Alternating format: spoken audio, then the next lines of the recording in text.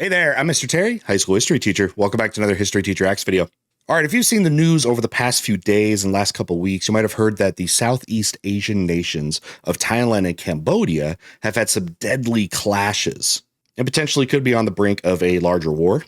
And I wanted to check in with Warfronts to maybe get a little bit of an explainer because I'm going to be honest, I'm pretty ignorant on the current immediate context of this. So I'm probably going to be much more of an observer and a learner this video. And if you've got some insight, I'd love to hear it. So this Warfronts video is going to be linked down below. Make sure you're supporting that. By the way, when I'm watching this, the video is 4 days old, and I was just checking a little bit of the news. And one thing that has happened is that there is a ceasefire at the moment. Now, one thing we know about ceasefires is those are temporary. Those are not long-term. Basically, you cease fire to start to negotiate, and sometimes ceasefires break down. Or shoot, sometimes they last forever, like the Korean War.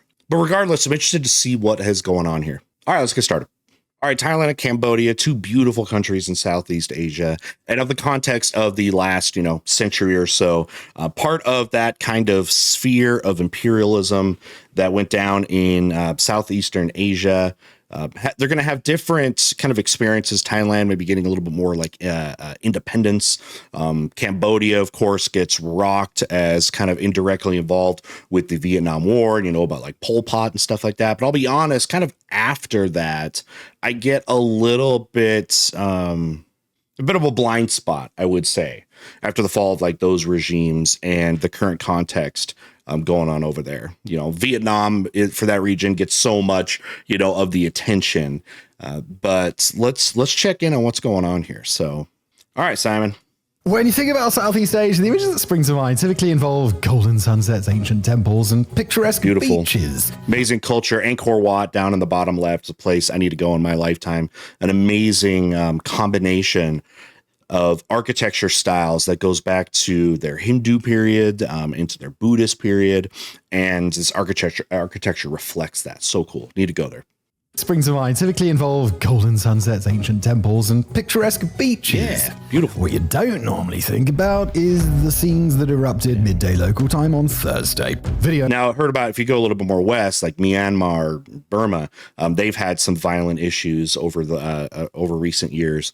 But with Thailand and Cambodia, I haven't heard as much. So let's see what's up. Normally think about is the scenes that erupted midday local time on Thursday. Videos of Thai civilians fleeing as artillery shells land with a dull thud in the background. Reports of Thai fighter jets launching airstrikes on neighboring Cambodia. Not the Star Wars sparking kind. Along the border as what was once a calm but tense region transformed into the site of a hot gas war. station? At least that's how things seem at the time of recording, shortly after 3:30 p.m. local time. With reports of fighting ongoing, it's currently unclear if these are mere skirmishes or the opening salvos in what will become a much larger conflict. And again, as of writing this, there is a ceasefire right now. We'll see if that holds, but see. And all the ingredients are there for a wider war. A hotly contested border, deep-seated historical grievances, and a brewing political crisis. A crisis that, in its current form, can be traced back to May the 28th and a single, rather unfortunate encounter. That was the day that... Okay, this is where, I got to dial in, especially because I have no idea what's going on here. Got some geography going on here. Here's Cambodia. Okay, right down here, and sandwiched in between Thailand and Vietnam. Thai and Cambodian patrols came across each other in the disputed region between Cambodia's Preah Vihear province and Border Thailand's dispute. Ubon Ratchathani province. The area is located within the Emerald Triangle, where the borders of Cambodia, Thailand, and Laos meet. But rather than just passing by, the two patrols opened fire on each other, with the ensuing 10-minute skirmish resulting in the death of one Cambodian soldier. When asked who fired first, both sides pointed the finger at the other. Oh, gosh. How many wars have started on misunderstandings of boats? I am losing count. And even just with Southeast Asia, holy cow. Claimed self-defense. It was from this single unfortunate encounter that all the violence that we've seen today USS Maddox. flowed. While Royal Thai Army Commander-in-Chief Pana Kleputthuk and Commander of the Royal Cambodian Army General Mao Sophan initially tried to calm things down with a face-to-face meeting, by early June they were both ordering troops to the border, a move cheered on by nationalists in both nations. Call this posturing, military posturing. You start to kind of mobilize, and you kind of just show your strong face. You stick your chest out, right? You put your homies, you get them in front of you. It was the posturing phase that we see of wars or potential wars. Now, normally, you might expect an unfortunate border skirmish to lead to diplomatic India and posturing. Pakistan do this all the time, for example. But in this case, there was another motivating factor at work. What? The Cambodian province of Preah Vihear, you see, isn't just an attractive vacation spot. To Thai nationalists, it is a deep historical wound that has remained open and weeping since at least colonial times. Okay. To see what we mean, let's rewind the clock back to the era of stovepipe hats and annexing foreign lands. As European powers carved up the globe during the colonial period, Siam, what is present-day Thailand, found itself wedged between two apex predators. To the west, France. British India, and to the east, French Indochina. So this is where my context comes in, but obviously so much has happened between, this time period, the colonial era of southeastern China, and then today. But okay, so we got some border disputes, colonialism. Now we've seen this happen before, where once colonial powers leave, they often leave places much worse than they found it. The other thing that happens a lot with colonialism is drawing of borders, right? And especially it becomes problematic when those borders really don't reflect the cultures or the history of the place, but are more decided just upon another agreement between another foreign power. Look at like what happened in Africa with the scramble for Africa in the late 1800s, where Europeans started throwing up borders that ignored a lot of ethnic traditions, but were just agreements between other colonial powers, So that is something that we've just seen so much, the decolonization era. Surrounded, wary of suffering the fate of its neighbors, Siam was forced to make a series of territorial concessions. One agreement was the 1907 Franco-Siamese Treaty, which saw territories handed over to France and administratively attached to Cambodia. This included Preah Vihear, a region situated in the Dangrek mountain range, made particularly distinctive by its ancient hilltop temple of the same name. Though originally Hindu, the temple, built during the Khmer Empire, is an important site of architectural, spiritual, and cultural heritage. Khmer, kind of the big revered ancient culture for Cambodia. You may have heard of the Khmer Rouge. That was, the communists of under Pol Pot, but they were named after a more ancient civilization. This is where things get messy. Although Thailand today accepts that the temple itself does belong to Cambodia, it claims parts of the surrounding area as Thai territory. Consequently, when Cambodia successfully applied for the temple to be listed as a UNESCO World Heritage Site in 2008, Thailand objected out of fear that the listing would be interpreted as Cambodian sovereignty over the contested surrounding land. I was looking there. The temple is it Hindu? Situated on the edge of the plateau that dominates the plain of Cambodia, the temple of Preah Vihear is dedicated to Shiva. Okay, so that is part of Hinduism there. Okay. Even though that's less practiced now in that region, they kind of interesting that region historically had kind of bounced between being like a Hindu state and then also being a Buddhist state. Interesting, of course, because both Hinduism and Buddhism did not originate there. They came from India. And unlike other parts of Southeast Asia, you don't see the big conversion other than like Myanmar, but the Muslim conversions, right, that you saw with Muslim traders in the kind of the height of the Indian Ocean trade era centuries ago. But nevertheless, you've kind of seen these different groups kind of king of the hill top of each other and bring different religious elements there. And it is cool that, one thing about Angkor Wat, especially that was really neat, is when it shifted from one, kingdom to another that changed religions. They didn't just go in and destroy the previous religious places. They actually kept them and then would modify them with the other elements. That's what you'll see at Angkor Wat is Hindu and Buddhist elements. And, we wish you could see more of that in history, right? Rather than conquer whatever comes in, destroys everything, just builds new stuff on the top. It's can at least be side by side.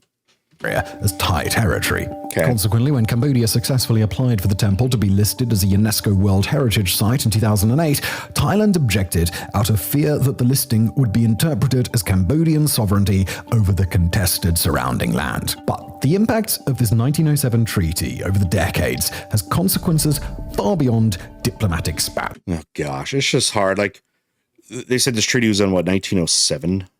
Okay, at least like originally there. So this is going to be late. This is later, but we're still doing the stupid wig thing.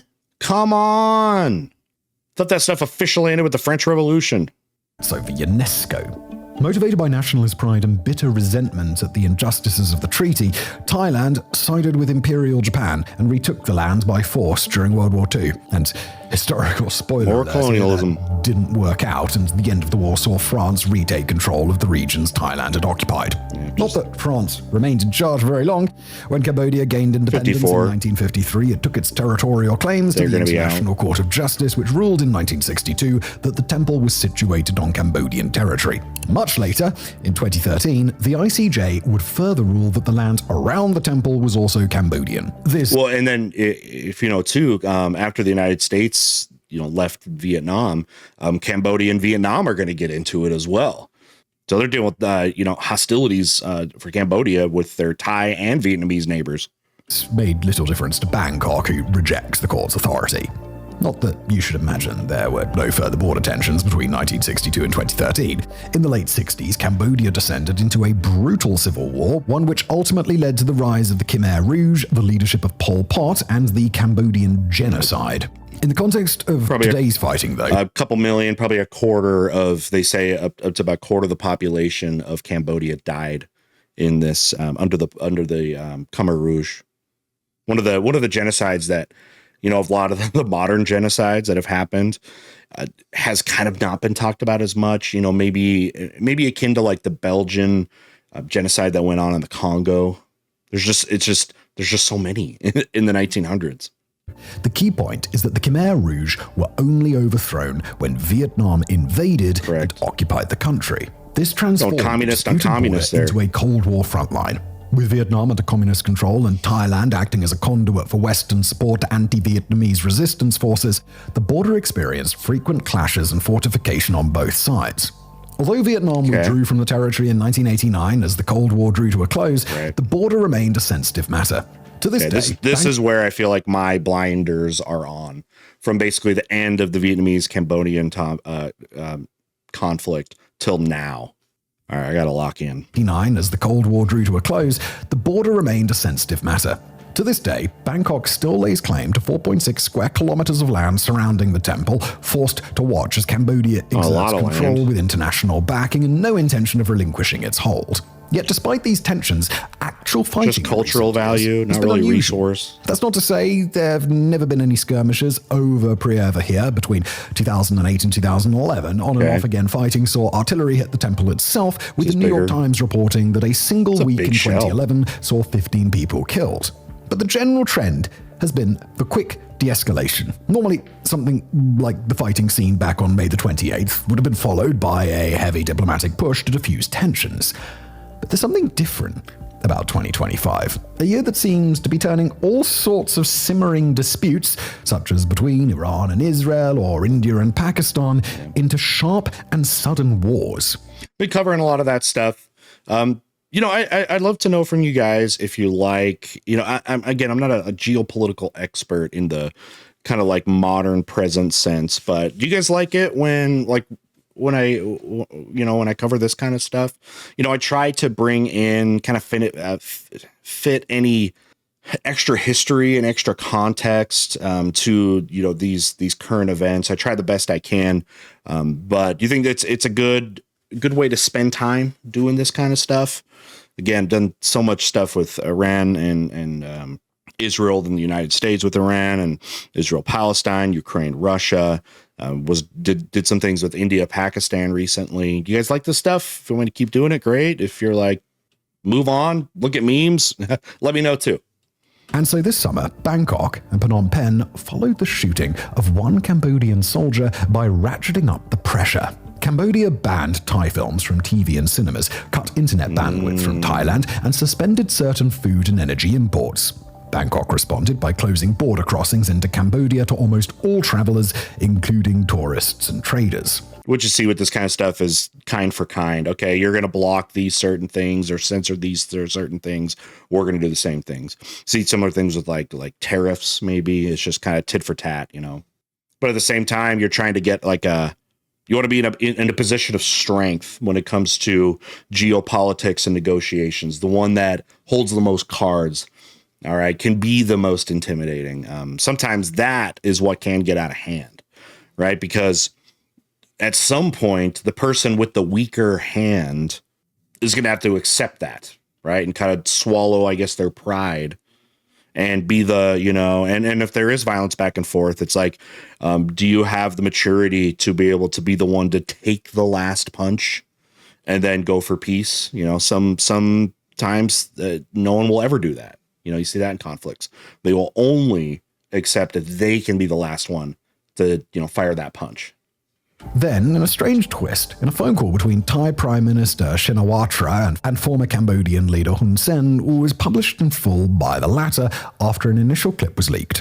Intended to cool things down, the call instead wound up turning the heat in Thailand up to 11. Shinawatra, you see, 11? Took a deferential tone toward Hun Sen, whom she addressed as uncle, promising to take care of anything you wanted. She also came under fire for criticizing a Thai military commander who she said just wanted to look tough during the escalation. Now, to give some context, publicly criticizing the army is the reddest of red lines in Thailand, where the armed forces are a source of national pride that is deeply linked to the revered monarchy. That is interesting. I didn't understand that type of militarism. You know, there's only a handful of nations you really see today that do that. Militarism, think of it like in the World War I sense, lead up sense, where it's like the glorification of your military and the image of your military is tied to like your national identity and your national prestige. You know, so much of that has died for so many countries. But yeah, I had no idea. That's so interesting there. The military has historically played a significant role in Thai politics, even they just lost their street cred there. Despite not formally being in power right now, it continues to exert influence over the government and key institutions. Summarizing the military's role in Thai politics, former leader of the now defunct Move Forward party, Pita Limjaroenrat, stated in a recent interview, to quote them, "Thai politics is deadlocked by design. It was organized by the military junta to ensure that the constitution includes mechanisms for changing the election outcome. That happened to me, and it's what's hitting her as well." This is some of those things that the military will operate independently and get involved in politics. That could be a scary thing. That's how dictators in history often come through, when they can control the military, not the government, not the elected leaders. That happens a lot, unfortunately. Or as senior fellow Joshua Kalanzik wrote for the Council on Foreign Relations, quoting again, "Angering the military is never a good idea in Thailand. A military that feels greater strength, a weak civilian leader, and a surge of nationalism raises the real fear of a coup in a country infamous for them." After the call was leaked, Shinawatra, who became the country's youngest ever prime minister in August 2024, was accused of being too politically naive to protect the country's national interests. She later issued an apology, claiming that, quoting, "I had no intent to do it for my own interest. I only thought about how to avoid chaos, avoid fighting, and to avoid loss of lives." It's like, isn't that what you're supposed to do as the political leader? Like, you're apologizing for what literally your number one job should be: avoiding chaos, avoid fighting, and avoiding loss of lives. Like, that's what your job is. And if you have to apologize for that, I feel like that doesn't bode well for your country, right? Unfortunately, for her political career, the rabbit of inflamed nationalist opinion was very much out of the hat, and it was going to take more than an apologetic carrot to lure it back in. Did not realize this. There were mass protests on the streets of Bangkok demanding Shinawatra's resignation. The protests were the largest seen since the ruling Pheu Thai party came to power in 2023. Wow. So I was wondering here, like, what do the people think? If you have this struggle between the political leaders in Japan, yeah, what side are the political, or sorry, the like the civilians going to be in? It's like, you would think, okay, it would be like the elected leaders, right? But are they siding with basically the military and how they're outraged? That's also interesting. The people wanted a leader who could confront the Cambodian border crisis with resolve, not fold under pressure. Then, finally, on July the 1st, Thailand's constitutional court voted by 7 votes to 2 to suspend the PM following a petition from 36 senators who alleged dishonesty and a breach of ethical standards. The court is expected to take... Sounds like some gray areas. Basically, you don't like them or whatever, so you can just kind of be vague about it. Like, is she breaking laws? You know what I mean? It doesn't seem like that's the case. Is it just like a vote of no confidence that's in their constitution? Okay.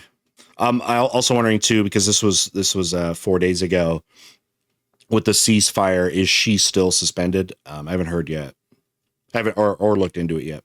45 to 60 days to reach honesty and a breach of ethical standards. The court is expected to take 45 to 60 days to reach a verdict from the day she was suspended, although events since then have obviously overtaken the process.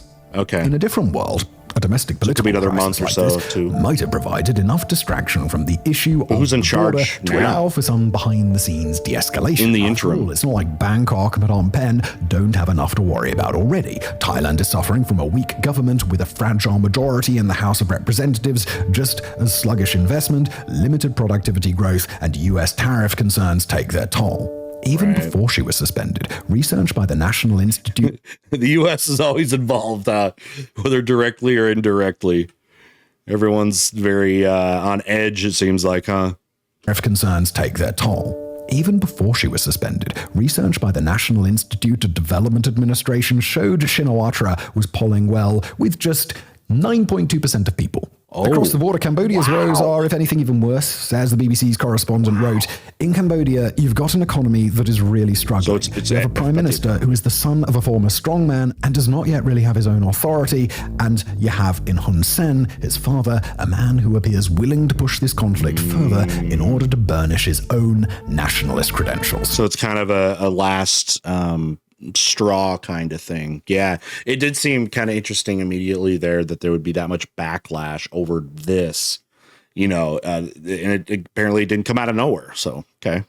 Yet despite or perhaps because of these problems, both sides seem more interested in escalation than backing down. On July the 14th, Cambodian what's Prime going on Minister the Cambodian Hun Manet side? announced that his country would implement military conscription in 2026. The military conscription law, which was approved in 2006 but never enforced, requires Cambodians aged 18 to 30 to serve for 24 months. Okay.